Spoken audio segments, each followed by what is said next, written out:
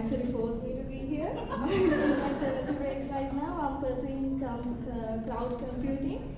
And my mom always said to accept with confidence. So I'm here to challenge myself because this is the first time I'm holding mic actually. Wow.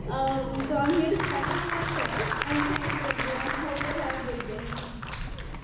වැදගත් දෙයක් කියන්න. මොකද අපි හැමෝම සමාජ මාධ්‍ය පාවිච්චි කරන අතරේ අපි හැමෝම අපේ පෞද්ගලිකත්වයට එහෙම නැත්නම් ප්‍රිවසි එකට අපි සැලකිලිමත් වෙනවා. මේ ප්‍රිවසි එකට සැලකිලිමත් වෙනකොට අපි අපේ ප්‍රිවසි එකට සැලකිලිමත් වුණාට මම හිතනවා ගොඩක් වෙලාවට අපි අනික් අයගේ ප්‍රිවසි එකට කරු කරන්නේ නැහැ කියලා.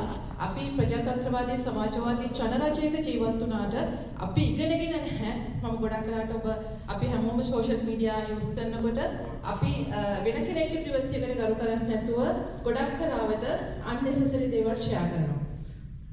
ඔබට මතක ඇති මේ ඊයේ පෙරේදා වුණා ජනප්‍රිය ගායකයෙක් ඉන්නවා අපේ එඩ්වඩ් ජයකොඩි මහත්මයාගේ මම නම කිව්වට කමන්නේ සෝෂල් මීඩියා වල කියපු නිසා එතුමාගේ ලොකු සම්බන්ධයක් ගැන තිබ්බ ලොකු හැල්ලක් මම මේක කියුවට පස්සේ මම unnecessary thing එකක්ද